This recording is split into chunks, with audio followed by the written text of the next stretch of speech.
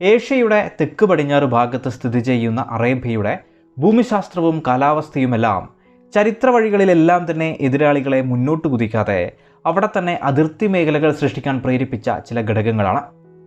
അതിവിസ്തൃതമായ ഈ ഒരു പ്രദേശത്ത് ഗതാഗത സാധ്യമായ നദികൾ ഉണ്ടായിരുന്നില്ല. മണ്ണിനെ ഫലഭൂയിഷ്ഠമാക്കാൻ വേണ്ടത്ര ജലവും അസാധ്യമായിരുന്നു. മഴയൊക്കെ വളരെ കുറഞ്ഞ ഒരു മേഖല കൂടിയാണിവിടം. എങ്കിലും കൃഷിക്ക് അനുയോജ്യമായ ചില മേഖലകളും ഇവിടെ ഉണ്ടായിരുന്നു എന്ന് പറയാം. പക്ഷേ ആ കാലത്തെ പ്രബലരായ സമ്പന്നരായ ബൈസാൻഡിയം പേർഷ്യൻ സാമ്രാജ്യങ്ങൾക്കൊക്കെ ഈ മേഖലകളെ കീഴടക്കാനോ അല്ലെങ്കിൽ ഈ മേഖലയിലെ ജനങ്ങളുമായി കച്ചവടം നടത്തുന്നതിനോ ഒന്നും വലിയ താല്പര്യമുണ്ടായിരുന്നില്ല. എങ്കിൽ പോലും നല്ല അന്തരീക്ഷമൊക്കെയുള്ള യമൻ മേഖലകളുമായി ഇറാൻ കച്ചവടം നടത്തിയിരുന്നതായി പറയുന്നുണ്ട്. അറേബ്യൻ ജനതയെ രണ്ട് തരക്കാരായാണ് തിരിക്കപ്പെട്ടിട്ടുള്ളത്. ഒന്ന് പട്ടണവാസികളും മറ്റൊന്ന് മരുഭൂനിവാസികളായ ബദവികളും. ഈ ബദവികൾ എന്നത് ഈ മേഖലയിലെ ജനതയിലെ ഭൂരിപക്ഷവുമായിരുന്നു. ഇവർ എപ്പോഴും സ്ഥിരവാസമില്ലാതെ പല ദിക്കുകളിലേക്കും സഞ്ചരിക്കുന്ന ഒരു കൂട്ടവുമായിരുന്നു. സ്വാഭാവികമായും ഈ ജനത അതിർത്തി മേഖലകളിലെ സമ്പന്ന സാമ്രാജ്യങ്ങളിലേക്ക് കടന്നു കയറി ആക്രമണങ്ങൾ നടത്തുകയും സമ്പത്ത് സൃഷ്ടിക്കുകയും ഒക്കെ ഉണ്ടായിട്ടുണ്ട്. കൃത്യമായ ഒരു സൈന്യമൊന്നും അല്ലാതിരുന്നത് കൊണ്ട് തന്നെ സാമ്രാജ്യങ്ങൾക്ക് ഇത്തരത്തിലുള്ള ആക്രമണങ്ങളെ തടയുക ബുദ്ധിമുട്ടുമായിരുന്നു. അതിന് സാമ്രാജ്യങ്ങൾ ഒരു വഴി കണ്ടുപിടിക്കുകയുമുണ്ടായി. സാമ്രാജ്യത്തിനുള്ളിലെ തന്നെ എന്നാൽ അതിർത്തി മേഖലയിലെ രണ്ട് ഗോത്ര വിഭാഗങ്ങൾക്ക് അവരുടെ മേഖലയിൽ സ്വതന്ത്ര ഭരണം നൽകുകയും ഇത്തരം അപ്രതീക്ഷിത മുന്നേറ്റങ്ങളെ തടയാനും നിർദ്ദേശിച്ചു. ഇത്തരത്തിലുള്ള ആക്രമണങ്ങളുടെ ഏറ്റവും വലിയ രൂപമായിരുന്നു 7-ാം നൂറ്റാണ്ടിൽ ഉണ്ടായത് എന്ന് പറയാം. അത് ഒരു സാമ്രാജ്യം തന്നെ സൃഷ്ടിക്കുകയും അതിനു പുറകിൽ ഒരു മതം ഉണ്ടാവുകയുമുണ്ടായി. ആ മരുഭൂമിയിൽ നിന്ന് ഉയർന്നു വന്ന ജനതയെ അറബികളെന്നും അവർ പിന്തുടർന്ന മതത്തെ ഇസ്ലാം എന്നുമാണ് വിളിച്ചത്. ബഹുദൈവാരാധകരായിരുന്ന അറബികളുടെ ഇടയിൽ ഉദിച്ചുയർന്ന ഏകദൈവാരാധനയിൽ അധിഷ്ഠിതമായ മതമാണ് ഇസ്ലാം മതം. AD 570 ജനിച്ച മുഹമ്മദ് ആധ്യാത്മിക കാര്യങ്ങളിൽ ശ്രദ്ധ പതിപ്പിച്ചുള്ള ജീവിതത്തിനപ്പുറം AD 610 ഇസ്ലാം മത പ്രവാചകനായി നിയോഗിക്കപ്പെട്ടു. ആദ്യകാലങ്ങളിൽ മക്കക്കാരുടെ കഠിനമായ എതിർപ്പ് അഭിമുഖീകരിക്കേണ്ടി വന്നിട്ടുള്ള മുഹമ്മദ് നബിക്ക് AD 622 മദീനയിലേക്ക് പലായനം ചെയ്യേണ്ടിയും വന്നിട്ടുണ്ട്. എന്നാൽ ഇവിടെ അദ്ദേഹത്തിൻ്റെ മതപ്രബോധനങ്ങൾക്ക് വലിയ സ്വീകാര്യത ലഭിക്കുകയും താമസിയാതെ അദ്ദേഹം മദീന നഗരത്തിൻ്റെ ഭരണാധിപനായും മാറുകയുണ്ടായി. തുടർന്ന് അങ്ങോട്ട് ഒട്ടനവധി യുദ്ധങ്ങൾ ഉണ്ടാവുകയും ഒടുവിൽ AD 630 വലിയൊരു സൈന്യത്തോടൊപ്പം മുഹമ്മദ് നബി മക്കയിലേക്ക് നീങ്ങുകയും മക്ക അവർക്ക് മുന്നിൽ കീഴടങ്ങുകയും ഒക്കെ ഉണ്ടായി. അങ്ങനെ അറേബ്യ മുഴുവനും മുഹമ്മദ് നബിക്കും ഇസ്ലാം മതത്തിനും വിധേയമായി തീർന്നു. മുഹമ്മദ് നബിക്കപ്പുറം പിൻഗാമി ആര് എന്നത് വലിയൊരു ചോദ്യമായിരുന്നു. അതുമായി ബന്ധപ്പെട്ട് അന്നും ഇന്നും പല പ്രശ്നങ്ങളും നമുക്കിവിടെ കാണാം. ഏതായാലും ആ കാലത്ത് അബൂബക്കറിനെയാണ് പിൻഗാമിയായി തിരഞ്ഞെടുക്കുകയുണ്ടായത്. പ്രതിനിധി എന്ന അർത്ഥം വരുന്ന ഖലീഫ എന്ന സ്ഥാനപ്പേരിലാണ് അദ്ദേഹം ഭരണം നടത്തിയത്. ഇദ്ദേഹത്തിൻ്റെ കാലത്ത് തന്നെ ചുറ്റുമുള്ള ദേശങ്ങളിലേക്കൊക്കെ ആക്രമണങ്ങൾ ഉണ്ടായതായി പറയാം. എങ്കിലും 2.5 കൊല്ലത്തെ ഭരണത്തിനപ്പുറം അദ്ദേഹം മരണമടഞ്ഞു. അബൂബക്കറിനപ്പുറം AD 634 ഉമർ ഖലീഫയായി മാറുകയുണ്ടായി. ഇദ്ദേഹത്തിൻ്റെ 10 വർഷക്കാലത്തെ ഭരണം ഇസ്ലാമിനെ സംബന്ധിച്ചിടത്തോളം നിർണായകവുമായിരുന്നു എന്ന് പറയാം. അസാമാന്യ കായിക ബലവും ഉറച്ച ബോധ്യവും നിഷ്കൃഷ്ടമായ നീതിബോധവും ഒക്കെയുള്ള ഒരു ഭരണാധികാരിയായിരുന്നു ഉമർ എന്ന് പറയാം.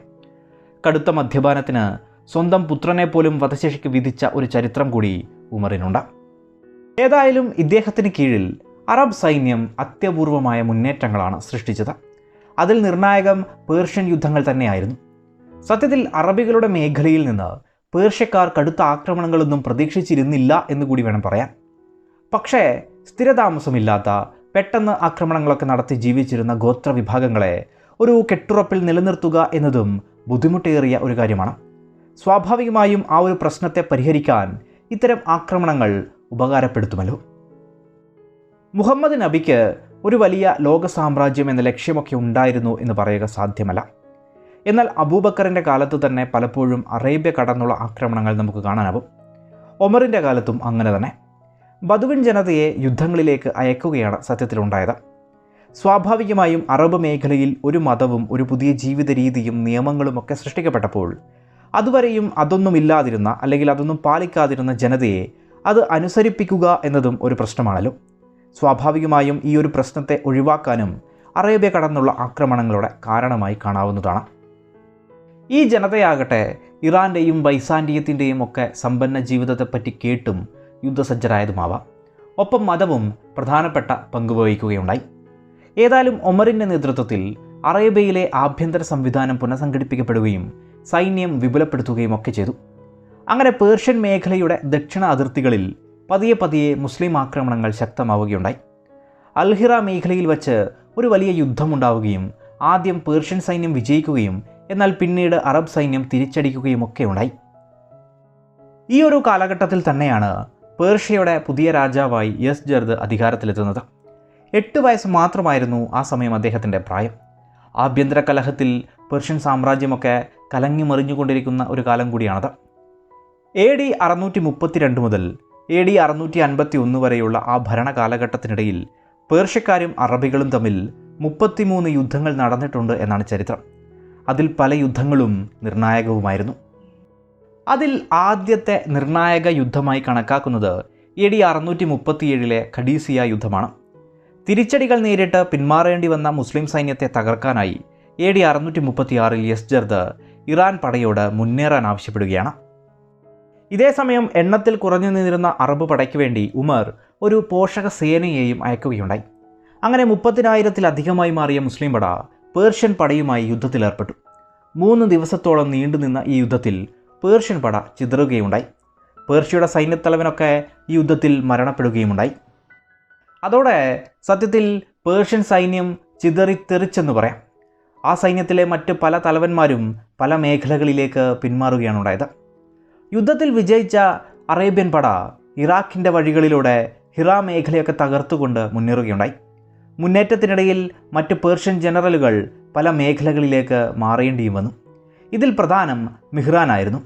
ഒരു വലിയ പേർഷ്യൻ സൈന്യത്തോടുകൂടി മദായിൻ പ്രദേശത്ത് മിഹ്റാൻ താവളമുറപ്പിച്ചത് അറബി പട്ടാളത്തിന് പിടിച്ചെടുത്ത സ്ഥലം നിലനിർത്തുക എന്ന തന്ത്രം നല്ലതായിരിക്കില്ല എന്ന തോന്നലുണ്ടാക്കി. അതുകൊണ്ട് തന്നെ അറബ് സേനാധിപതിയായ സാദ് പേർഷ്യയുടെ രാജനഗരിയിലേക്ക് തന്നെ നേരിട്ട് പട നയിക്കാൻ തീരുമാനിക്കുകയുണ്ടായി.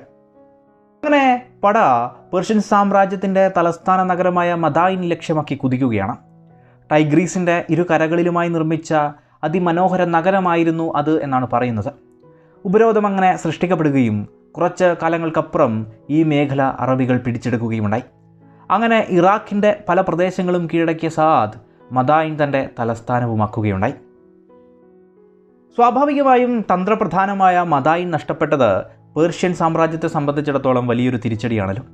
അതുകൊണ്ട് തന്നെ മദായിൻ തിരിച്ചുപിടിക്കുന്നതിനായി ഒരു വലിയ പേർഷ്യൻ പട എത്തുകയുണ്ടായി. ജലൂല എന്ന സ്ഥലത്ത് വെച്ച് വീണ്ടും ഒരു വലിയ യുദ്ധമുണ്ടാവുകയുണ്ടായി. അവിടെ പേർഷ്യയ്ക്ക് വീണ്ടും പരാജയമായിരുന്നു ഫലം. ഏതായാലും ഇതോടെ ഒരു ചർച്ച ഉണ്ടാവുകയും 2 സാമ്രാജ്യങ്ങളുടെയും അതിർത്തി നിർണയിച്ചുകൊണ്ടുള്ള ഒരു സമാധാന സന്ധിയൊക്കെ താൽക്കാലികമായെങ്കിലും ഉണ്ടാക്കുകയുണ്ടായി.